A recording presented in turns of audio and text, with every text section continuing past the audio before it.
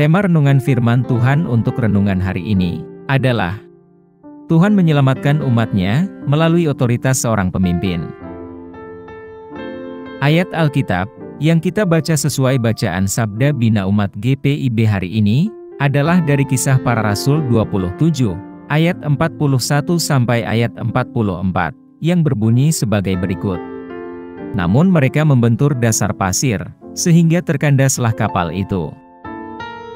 Haluannya terpancang dan tidak dapat bergerak, dan buritannya hancur dipukul oleh gelombang yang hebat. Pada waktu itu prajurit-prajurit bermaksud untuk membunuh tahanan-tahanan, supaya jangan ada seorang pun yang melarikan diri dengan berenang. Namun perwira itu ingin menyelamatkan Paulus. Karena itu ia mencegah mereka melaksanakan niat mereka dan memerintahkan, supaya orang-orang yang pandai berenang lebih dahulu terjun ke laut dan naik ke darat, dan supaya orang-orang lain menyusul dengan mempergunakan papan atau pecahan-pecahan kapal. Demikianlah mereka semua naik ke darat dengan selamat. Demikian pembacaan Alkitab. Haleluya! Saudara-saudari buah hati Allah, hari ini kita akan merenungkan satu bagian dari Alkitab, yaitu dari Kisah Para Rasul 27, ayat 41 sampai ayat 44. Dalam kisah yang kita baca, narasinya tentang perjalanan laut yang dilakukan Rasul Paulus sebagai seorang tahanan dalam perjalanan ke Roma. Setelah kapal yang ditumpanginya mengalami badai dahsyat di Laut Adria atau yang sekarang kita kenal sebagai Laut Mediterania, dan saat kapal mendekati daratan, kapal tersebut tersangkut di gundukan pasir dekat pantai. Para prajurit Romawi di kapal merancang pembunuhan para tawanan untuk mencegah mereka melarikan diri. Menurut protokol militer Romawi, jika ada tahanan yang melarikan diri, penjaga yang bertanggung jawab bisa menghadapi hukuman berat, bahkan hukuman mati. Pada momen penting ini, otoritas seorang perwira Romawi menjadi pusat perhatian. Momen ini menyoroti tentang tema kepemimpinan, kepercayaan pada bimbingan ilahi, dan pemenuhan janji-janji Tuhan. Perwira, yang menjalankan otoritas kepemimpinannya, memainkan peran penting dalam keselamatan semua orang di kapal, karena selama ini telah mengikuti nasihat Paulus. Konteks bacaan firman Tuhan hari ini menekankan pemeliharaan Allah di tengah kesulitan kita, dan penerapan praktis iman pada saat-saat kritis dalam pengambilan keputusan. Apa pesan Tuhan untuk kita yang hidup di masa kini? Kuasa penebusan Tuhan juga bekerja melalui figur otoritas yang Dia tempatkan dalam hidup kita. Dalam badai kehidupan yang kita hadapi, baik secara literal maupun metaforis, Tuhan sering menggunakan pemimpin bangsa untuk membimbing dan melindungi umat-Nya.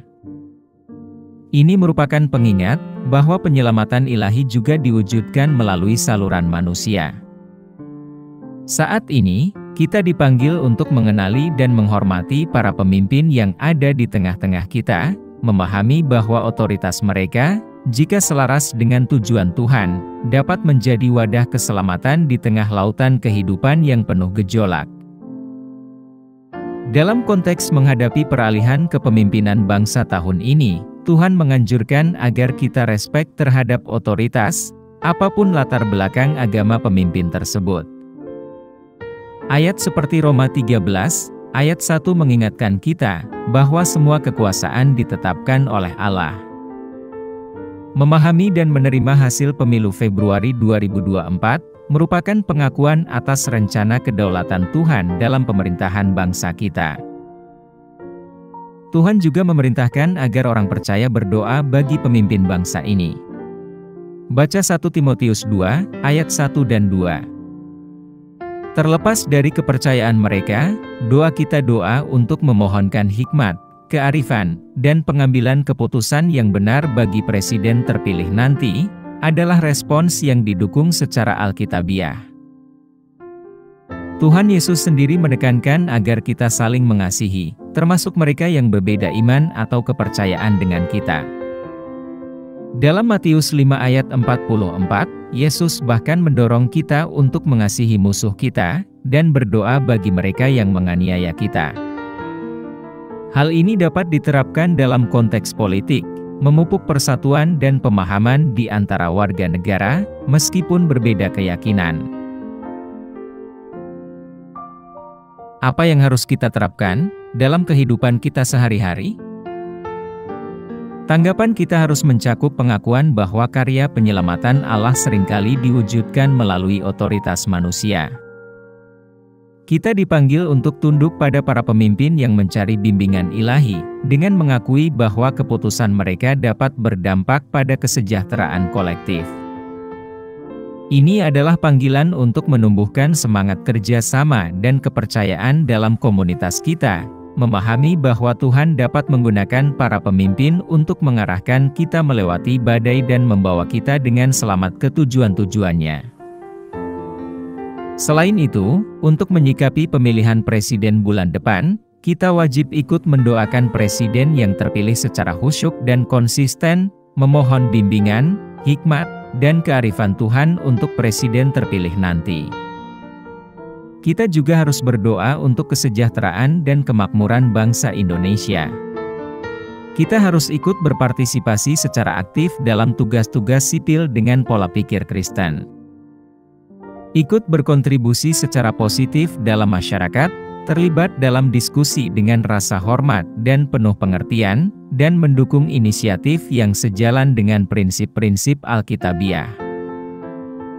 Kita tidak boleh berfokus pada perbedaan. Kita harus menjembatani perbedaan dengan mencari titik temu dengan sesama warga. Kita gunakan kesempatan berdialog untuk berbagi kasih dan ajaran Kristus, memupuk lingkungan pengertian dan rasa hormat. Tindakan dan sikap kita harus mencerminkan kasih Kristus. Tunjukkan kebaikan, kasih sayang, dan kerendahan hati dalam segala interaksi, serta wujudkan prinsip-prinsip agama Kristen dalam kehidupan sehari-hari. Ingatlah, meskipun skenario politik mungkin berubah, komitmen kita untuk menghidupi ajaran Kristus harus tetap konstan. Percayalah pada rencana Tuhan, carilah cara untuk berkontribusi positif kepada masyarakat, dan pertahankan semangat cinta kasih dan persatuan, saat kita menavigasi lanskap politik di Indonesia hari-hari ini. Mari kita berdoa. Tuhan Yesus, ketika kami merenungkan pelajaran tentang keselamatan dari Tuhan melalui otoritas seorang pemimpin yang tidak percaya kepadamu, kami kagum akan pemeliharaanmu. Beri kami kebijaksanaan untuk mengenali dan menghormati para pemimpin yang telah Engkau tempatkan dalam hidup kami dan bangsa kami, dan memahami otoritas mereka sebagai alat anugerah penyelamatan-Mu. Semoga kami melewati badai kehidupan dengan iman, percaya bahwa Engkau bekerja melalui jalur kemanusiaan untuk kelepasan kami.